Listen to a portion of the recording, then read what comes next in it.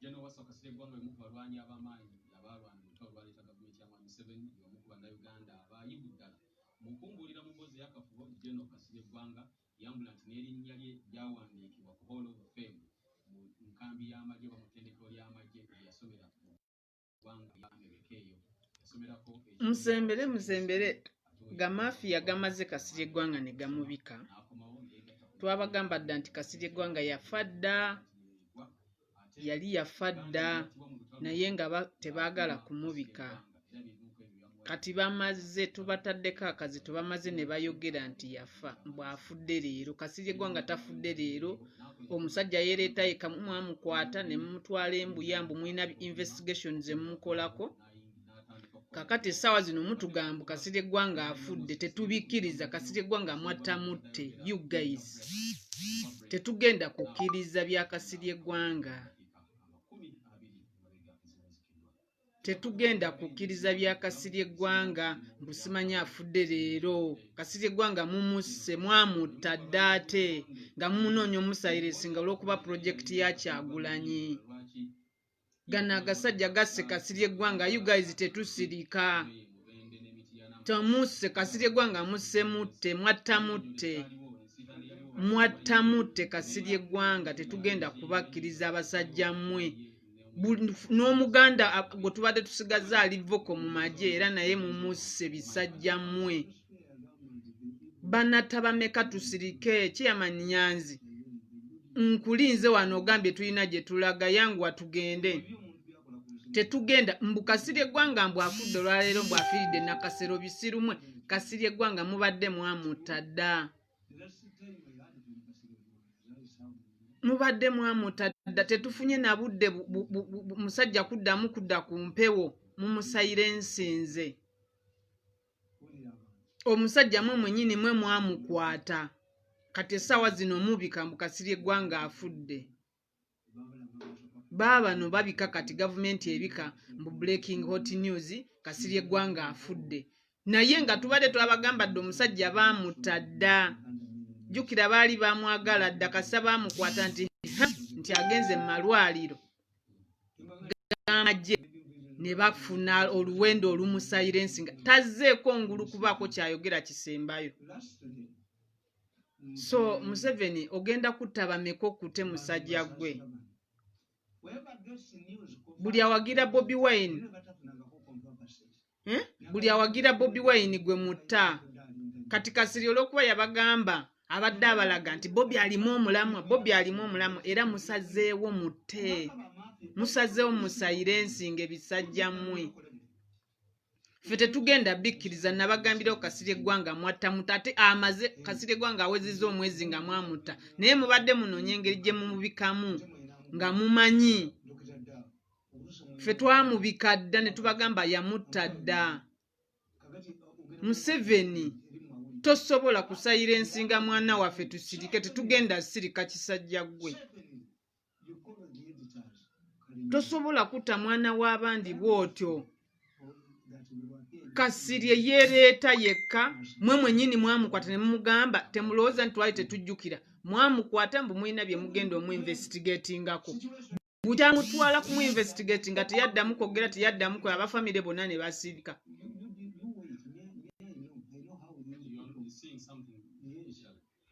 Ndikkiriza ddi okugera kwa Allah gwe genda ofe olulo tulugere olulo. Gwe genda weewa obutwa ofe tugere okugwo gwe Muhammad Ali. Tetujja kugera kwa Allah nga omusajja baamukwata. Bukya bamukwata ne bamutwala teyaddamu. Twagenda owulira mbu bamuwadde ekitanda. Tetusobola kukkiriza. Agi Mariam Nakiguli osanyuse nnyo okundabako mukwano. Yenze ekisajja kituze omusajja waffe ate kyamutta dda. Omusajja oyo yagana Muhoozi project day one. Kasirye Gwanga yagikubirawo day one. You need to see me on ground we yamwe munjagalawa. Unjagalawa. Kati gwagamba mbu kugera kwa Allah kwe kwatute Kasirye Gwanga kuno kwabadde first kugera kuno Kasirye mwamufosinze okufa. Kasirye tasobola kusayira ensingi wato n'ataba kuna kigambo kyayogera kisembayo nammwe. Tekisoboka. Do you see all the doctors in Acholi? Yes, sir. Do you see all Kasirye mutuze olwokuba mukimanyi nti awagira Bobi Wine. Do you see all the actually army officers? The mistake Omusajja alina emyaka 8 twala eri genda naawe ottowuwo. Baggaye buli w'ekinaana yafa era amala kufa nga bennyini be bamukwata ne bamuteeka mu ddwaliro ku mpaka. Tezeemu kwogera kigambo wadde ofuluma wadde owa family okwogerako. Ate babadde bamutta olunaku lwe bamutwala lwe bamutta tazeemu kwogera. Gwe Muhammad Ali genda naawe genda ka Allah agerere ku babo. Genda agerere ku babo ffe tajja agerera ku baffe nga bamaze bakwata bukwasi. Sirina kinene nze kubagamba nti wa inna lillahi rajiuna. Kasirye Gwanga afudde. Gavumenti emaze nemubika naye nga ffe tumanyi mwamutabusi olw'okuba abadde tayagala Muhoozi project. Mwamutwala mulamu. Kasirye mwamutwala mulamu ne mugamba mwina bye mugenzi omwebuuzaako. Taddanga mukufuluma kati ffe otugamba otya mbu si mwe mumuse bisajja mmwe.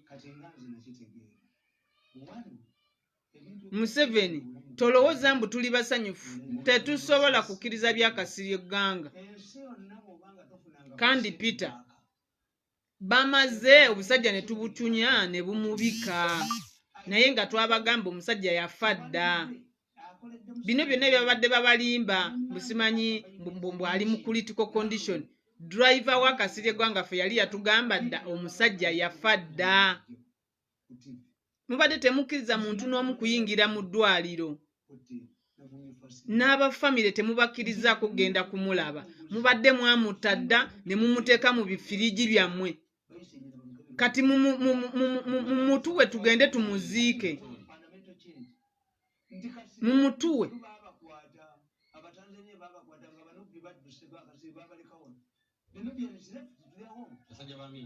Omusajja no tasobola kututira musajja waffe bw'atyo. Kasirye Gwanga adde tannatuusa. Muve mu bya Allah yageze.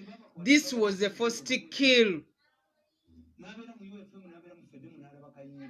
Mwamuse athabali luno. Kasirye Gwanga basse mutte ate mwamutta dda. Tubafosinze mujenga tuli nabagamba mutuwe maiti yaffe. Bwe mwalaba nga tubagambye tugende mutuwe maiti yaffe ne mugakirayika twategedde. Naye mubadde awo naye tubanjidde maiti nga mwamutta dda. Kasirye olunaku lwe bwamutwala lwennyini lwe mwamukwata. Lwe mwamukwata mu mwina investigation ze mumukolako teyadda ngulu. Mwezi mulamba muli mukukuta naye.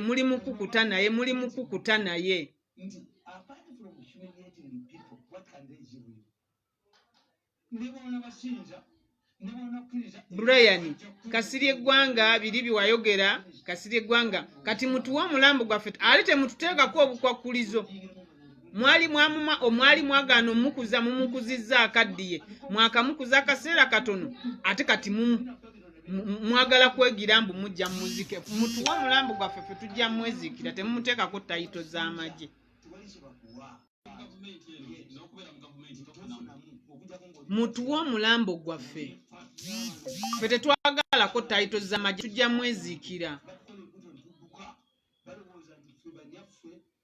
Kasirye Gwanga ebisajja bimaze ne muta musharinge video netuke ku Muhoozi. Kasirye Gwanga okimanyi bulungi ale tawagira project yo. Obusungu gy'obujje. Ofunye akasajja ku mutima Muhoozi. Gwe buli omu ogenda kumutola okuba tayagala. Abasajja abo batujooze nnyo.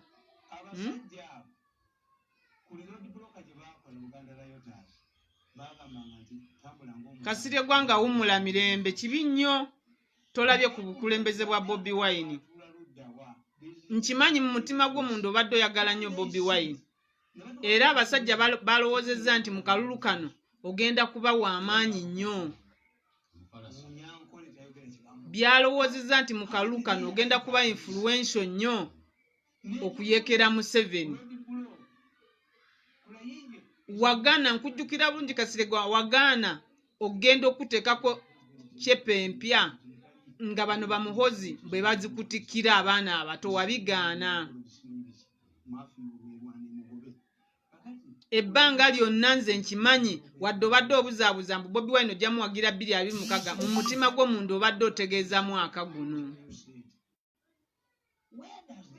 Ebisajja tebikulinze kulabikako kulaale. Mwali mumujjako ennyumba ne mulwana mu mujembuya wali egundi gye yali emakindye. Ssaabasajja Kabaka omusajja wuno busajja bumutuze kati bwagala tulimba Kasiregwa nga abadde talwalangako tukimanyi bulungi abadde anywa sigala we abadde anywa enjaga ye ebbanga lye lyonna naye Kasiregwa nga abadde mulamu tteke tetuwulya nze siwulyanko Kasiregwa nga nti ali bedridden oba ali ki olunaku lwe mwamututte teyakomyewo Kasiregwa nga mwamusse.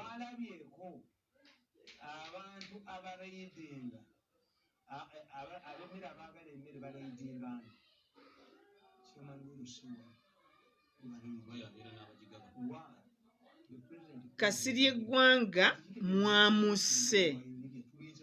Kati mutuwe omulambo gwaffe tetwagalako bitayito byammwe simanyi byamagye ffe tumwesigire nga bawanayinki. Buli gwe mumanyi nti ayekera Muhoozi Project mutamutte. Muhoozi Project togenda abamaje tebagenda kuwagira ku mpaka tetugenda ku abamaje baffe tebagenda kuwagira ku mpaka. Togenda twesibako ku mpaka.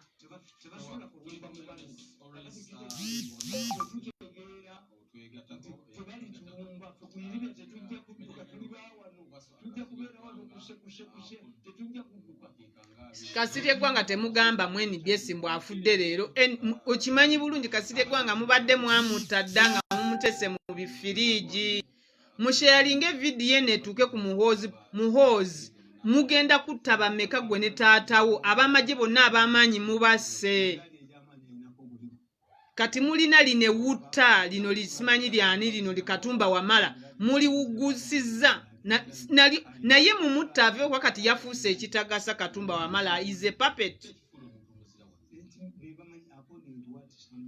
Katumba Wamala mumaze ebbanga nga Kasiregwa nga mubadde mwamutata naye nga muti omubika.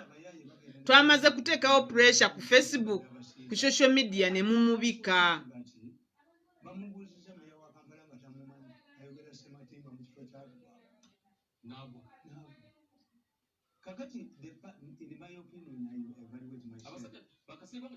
Mwalabye abaana b'abasirikale nalabye eggulo omwana wa kazini ku TV ng'olaba bali bubi abaana b'amagye bali bubi nnyo batata baabwe bafa babalwanirira ate nakati temusobola balabirira abaana baabwe nalabye ng'omuwala kuganga olaba banaku tebalina mirimu tebakola ki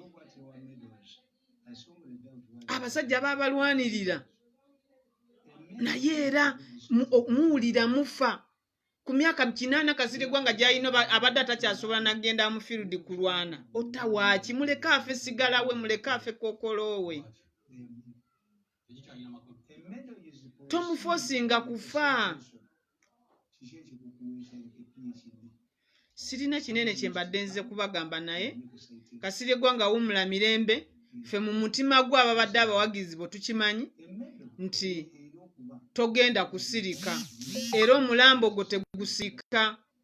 Saagala owumule mirembe bye bagamba mbu wumula mirembe besigala ng'otabaala muzimu gwa Museveni ne Muhoozi beera ng'ogenda obalinnya ku mutwe mpaka nga Kyagulanyi ayingidde State House kuba bamanyi nti baamalayo State House si yakuvaako naye mugenda gireka nga bwe mufosinze Kasiregwa nga ne mumutta ku mpaka nawe Muhoozi ojja ate gwe jjukira mwe temulina nabijja Lumbuye yatugambye ebijja byammwe buliko abafu basatu, kuliko kokundeka, kuliko oyo simanyi gwe mugamba mbu yali taata wamu, noono omuvubuka gwe battira egundi. Temuyina bijja.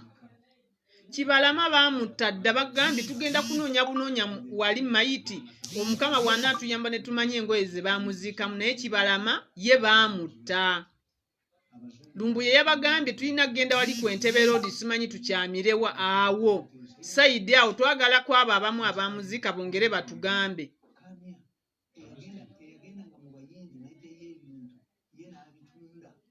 Bongere batugambe wa gyali. Kibalama ye yafa dda. Buli bwe tubagamba bayizeyo bano abantu baba babatta dda. Twabagamba tugende tubanje omulambo gwa Kasirye Gwanga, abamu nga mulowooza Kasirye Gwanga mulamu, simanyi mulamu. Nembaga Kasirye Gwanga amaze omwezi mulamba nga Museveni wamutta dda.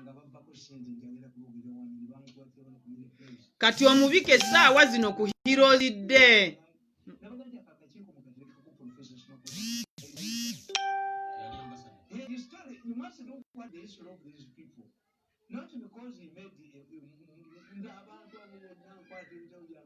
Kasirye Gwanga towumula, saagala obadde musajja w'amaanyi, saagala muzimu. Omuntu yenna aneetantala oteeka eddagala ku mulambo gwa Kasirye Gwanga, njagala Kasirye Gwanga omutugirewo.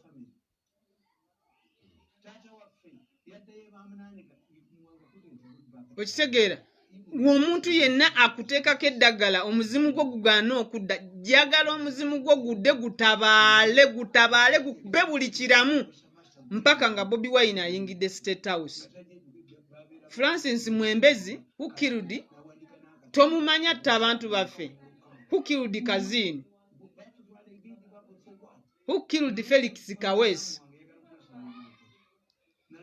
ani eyatta Kirumira? Oyo Saabatujju Saabatemu era yasse Kasirye Gwanga. Museveni Kasirye Gwanga abadde akulumya omutwe.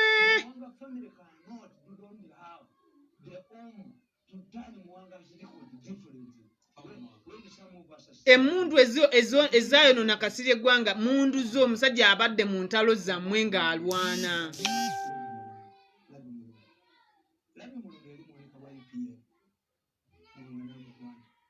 Kasirye Gwanga agambye Faustin Kasirye Gwanga tabaga tugende tubanje omulambo gwaffe, wuno omusajja amaze kati amubike essaawa zino. Oba tulinda ddi bane Dennis tebannaye katushabe. Dennis alina kgenda mu kkooti, bamutwala mu kkooti. Mulinga abaga nti bwe twogera wano nga bamuta, Dennis agenda mu kkooti. Ate siffe bali akawempe ku poliisi be bakyamugaanidde.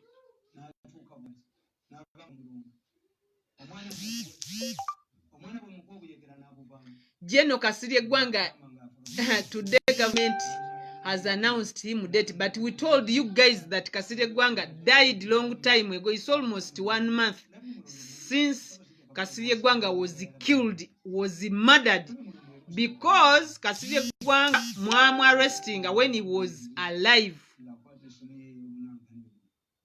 No one reported any serious sickness about Kasirye Gwanga. Yali mulamu. So you have slaughtered a man, you have killed an innocent man. Muse soja wa struggle. Fenga Abaganda mutukoze bubi nyo.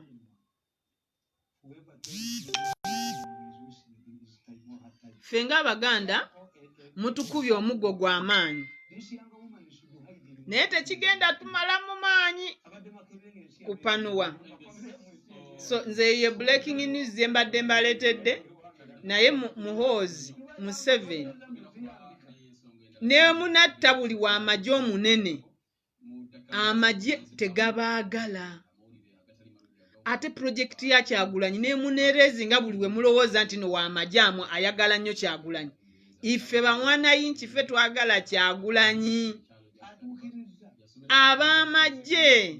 Abamagye Dennis tenkyagenda mu kkooti, bannange mwena mubeereyo. Agenda kubeera nabweru mu kkooti enkya, please mwena mujye tubeereyo mu kkooti nabweru. so banange mbagamba nti mwami Museveni ne bwonotta ab'amagye bolowooza nti bawagira Kyagulanyi, ab'amagye bennyini bonna abaliyo tebagenda kukola ki, tebakwagala.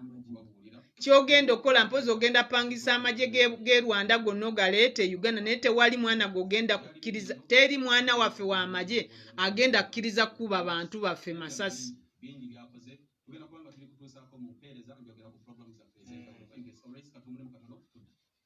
Teri agenda kukkiriza kuba baana baffe masasi. So ebadde breaking news. Kati tuwe omulambo gwaffe tugende tuguzike Museveni. Tetwagalayo bitayito byammwe bya mmundu. Mutuwe Kasirye Gwanga waffe tugende tumwezikire. After all tetulina na coronavirus, tugende tumwezikire. So Mukama Katonda abankuumire musibe bulungi. Ffe tugenze mu field kugaba masks.